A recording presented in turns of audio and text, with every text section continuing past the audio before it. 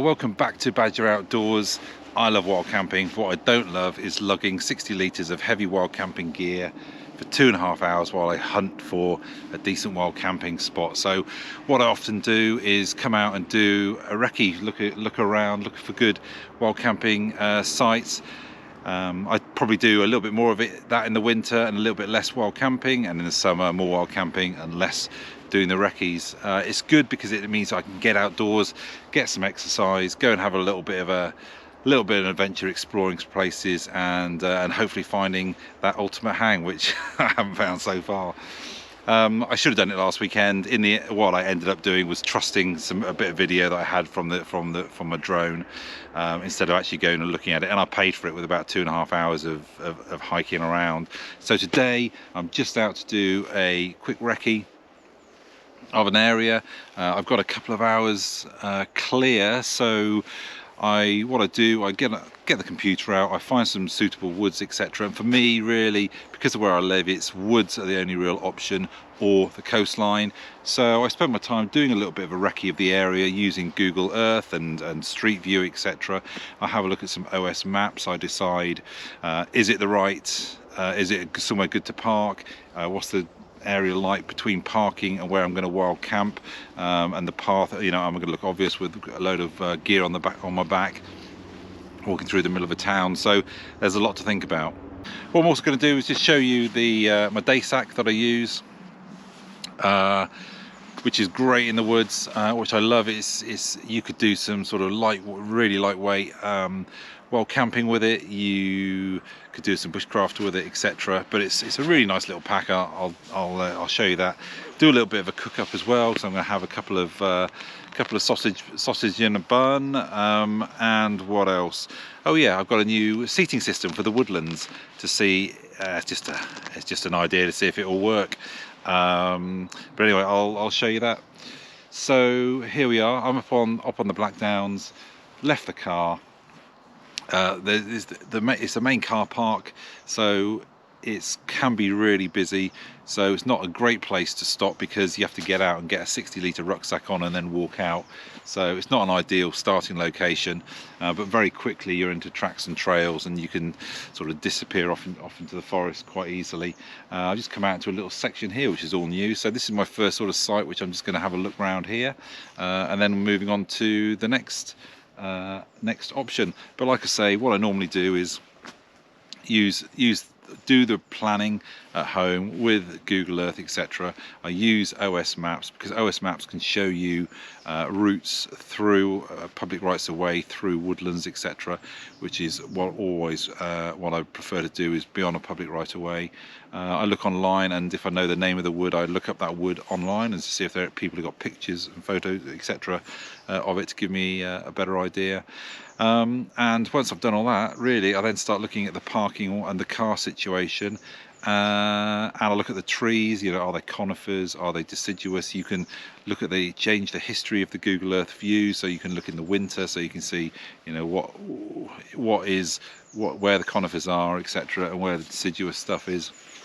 So lots of little things you can do, and then ultimately you need to just get on the ground, because you can't really tell. Last week I went out and did a little recce. I had about an hour and a half clear. I went to a wood that's reasonably close to me, and it's quite a big wood, and I thought that could be a really good spot. Great parking, great sort of route in, easy route in, public access through the middle of it.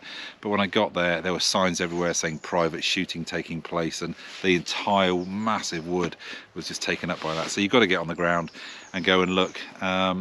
And here we are. So I'm just going to have a quick wander around here, head off in that direction to the second site, which is probably more suitable, but go check this out first. So there does seem to be some sort of plantation. It looks like a load of firs, or are they pine?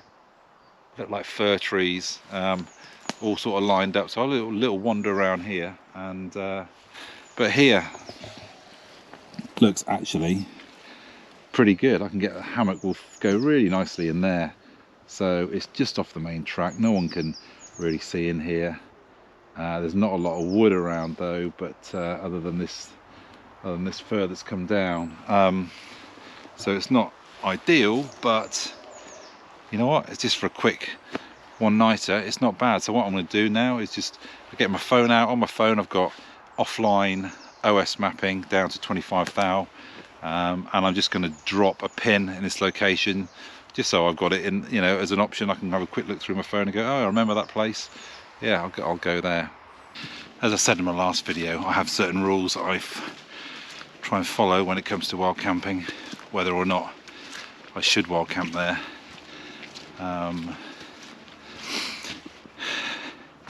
Morally, is it legit, I think, for me to camp there? But then there's also checks that I do for the actual campsite itself, which are effectively 6 W's, and one of those W's is walkers. So here it's not great in terms of walkers, but it's definite option.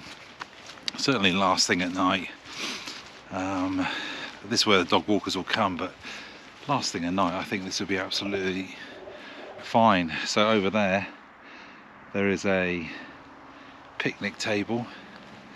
In there is a great little spot for the hammock. I reckon that will go absolutely fine in there. And the track itself walks around here, and even if I look in there now, I couldn't see a hammock in there. It's just that little bit too thick to be able to see in there, and there's no obvious path which goes in there. So I reckon that's a really good little hammock spot for a last minute after work hammock hang, and I've got a table to sit at as well. So happy here, but it has its limitations. You know, there's no lighting a fire or anything like that. I wouldn't do that here, but I would bring a little gas burner and do that. But okay, so that's definitely an option. Right, next, again another option. Let's climb up this bank.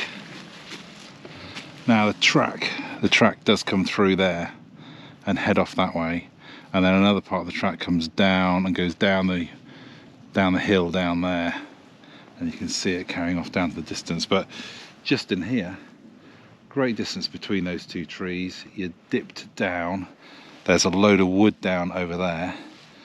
Because it's dipped down a little bit better from the wind, got wood. Wigglies, we'll see in the summer what it's like down there, but it's nice and clear, so I'm quite happy with that. What else? Wigglies, water, don't care because I'll be carrying my own water. Wood I've just mentioned. Wigglies, widowmakers, they all look pretty healthy really, so widowmakers are okay. Wigglies I've mentioned, wind I've mentioned, walkers, so that's the only issue really, are walkers. So along here, but again, like the other place, it's just a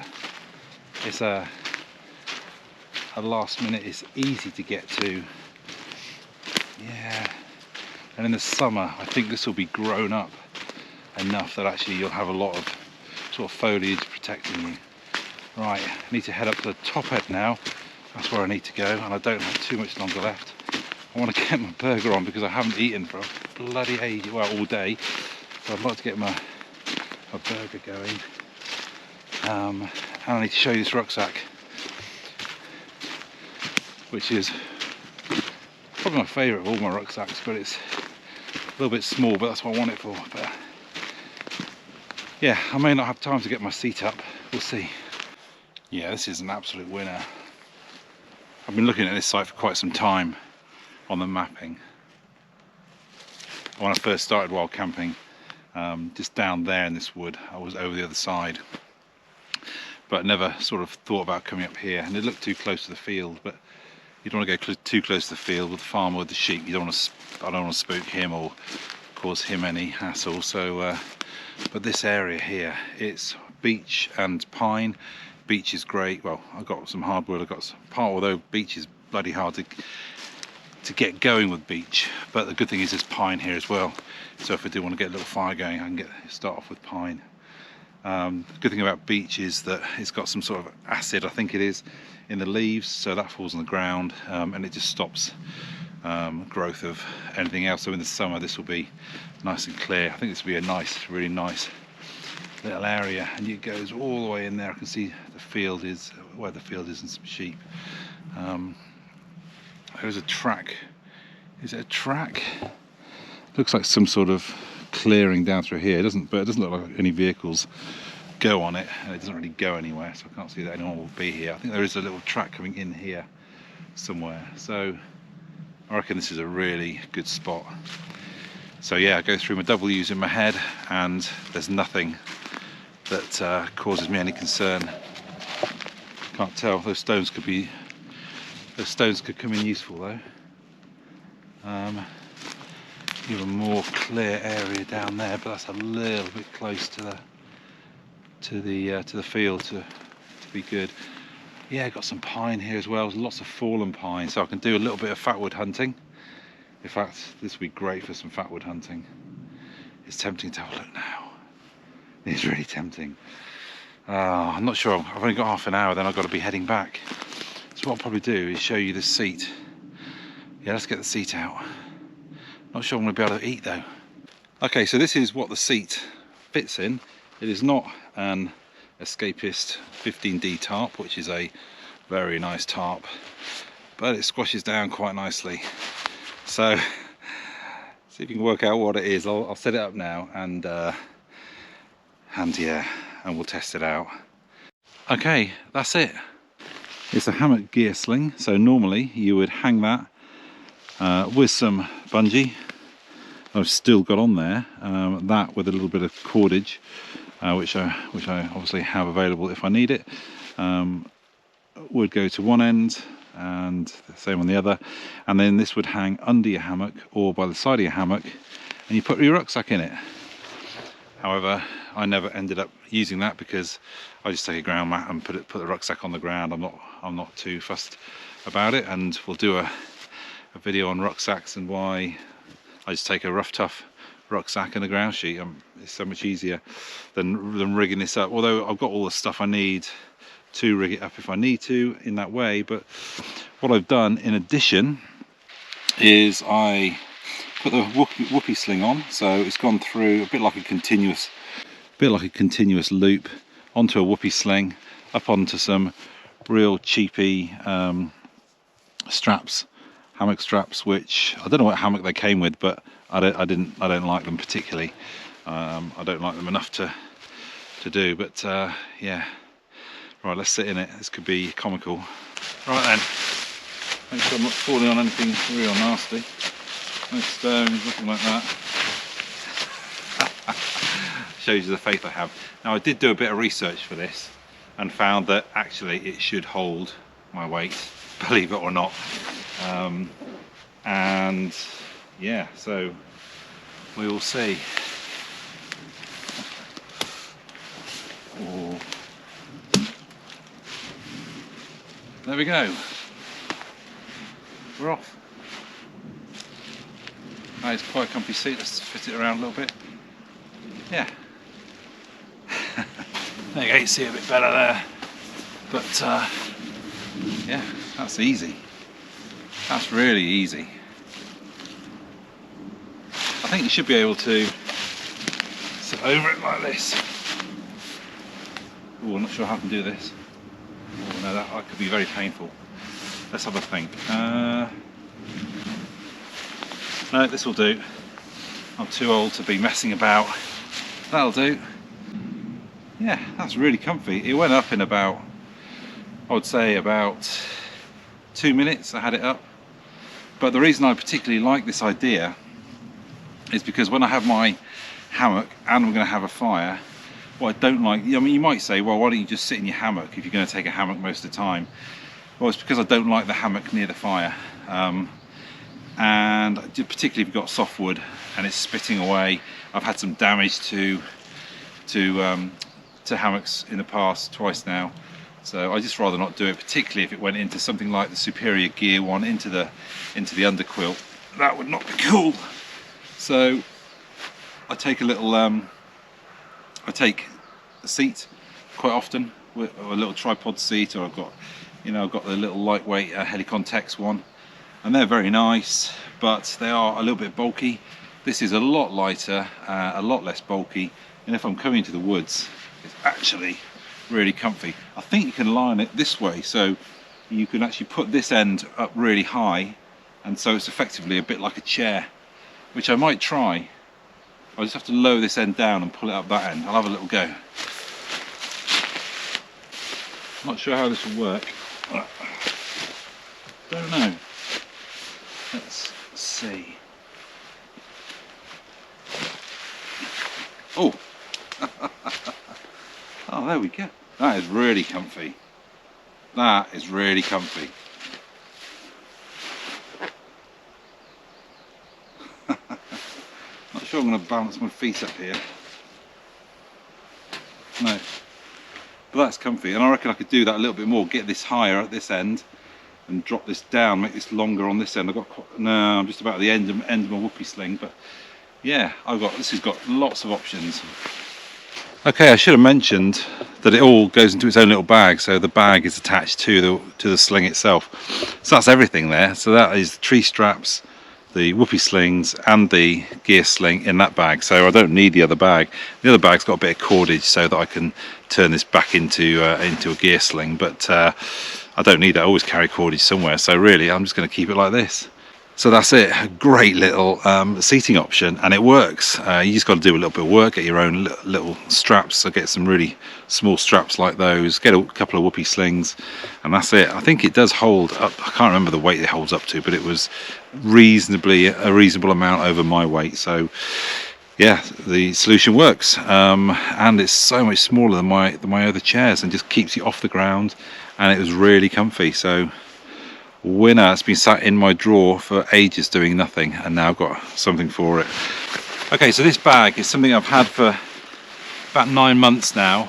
It's a Helicon Tex Bergen.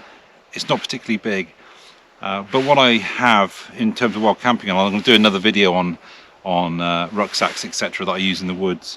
But I've basically got 3 rucksacks that I use in the woods: 100 litre Bergen, 60 litre, the one you saw in the last video, and then between a 40 and a 45 litre sort of lightweight option for wild camping.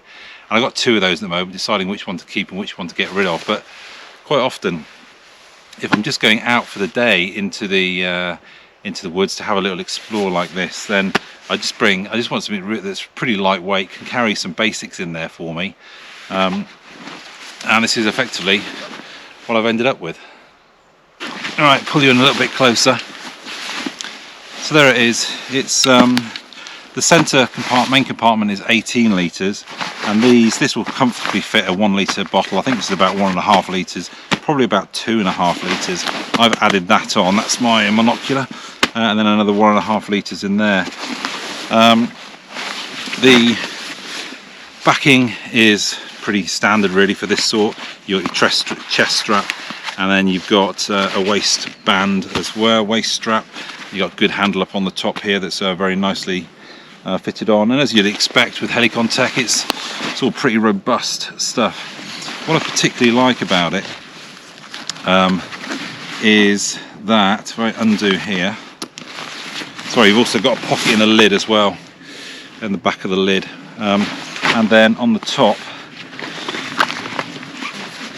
you've got the molly webbing, 4 of those, and you've got exactly the same on the bottom as well, so if you want to attach something else on, you've got the option. But what I particularly like about it is that under here, if I lift that up, you can see you've got some mole webbing that goes all the way around, and you can just tie things on.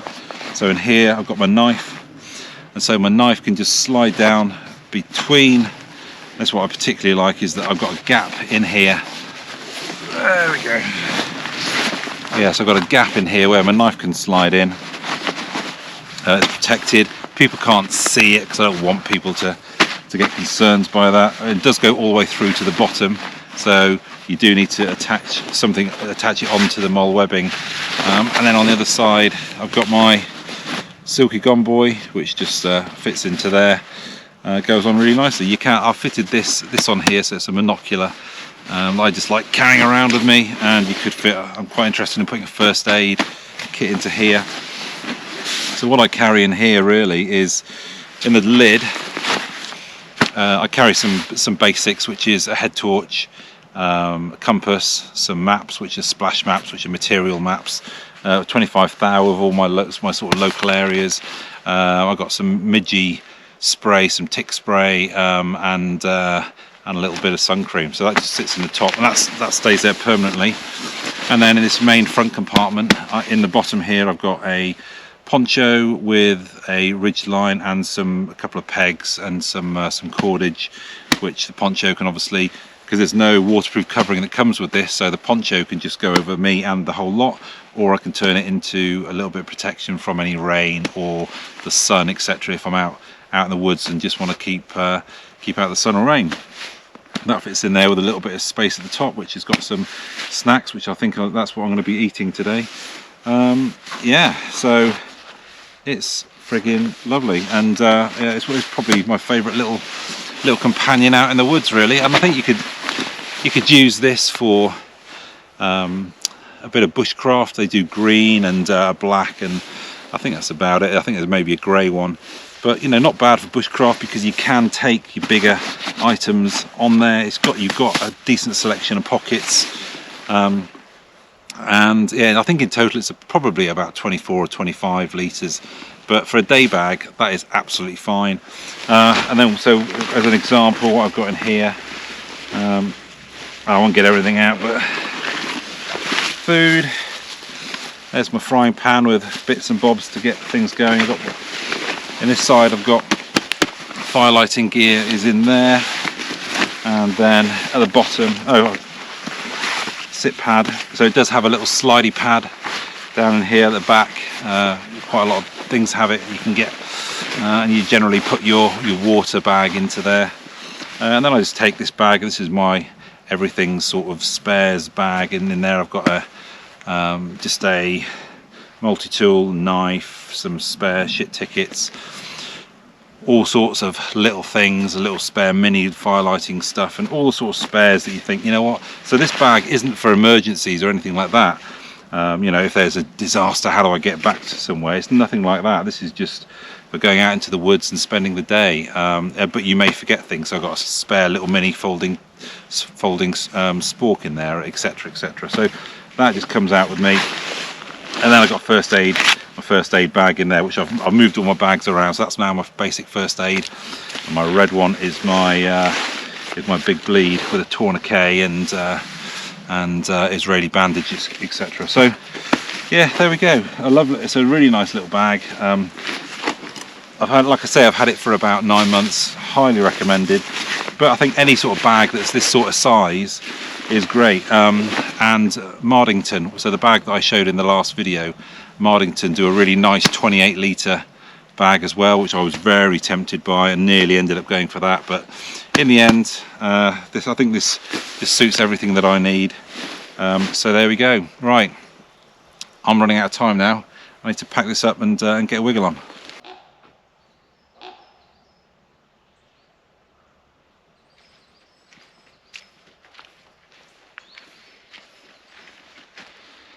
Right, well, I hope you enjoyed the video. Yeah, if you're gonna go wild camping, it's always good to go out and do a little recce. They're a great excuse for getting out and just exploring. Here's quite a decent little rucksack for doing it. I think anything that's sort of in that 20 to 30 litre range is absolutely great. Take out a little wood stove, cook up some lunch or something like that. No, I got no chance to do that.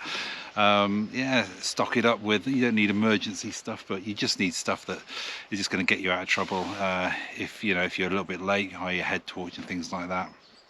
Other than that, yeah, waterproofs and get out and enjoy the outdoors. So yeah, love this rucksack as well. Also really chuffed that I got a use for my gear sling, which had been sat in the cupboard for bloody ages, done nothing, and just with a little modification I've turned it into something a little bit useful, a real nice lightweight woodland chair. So anyway, take care. What's next? Certainly going to do a video on rucksacks, certainly going to do a video on night vision and being seen at night, and yeah, but probably going to do another camp next week. So anyway, see ya. Until then.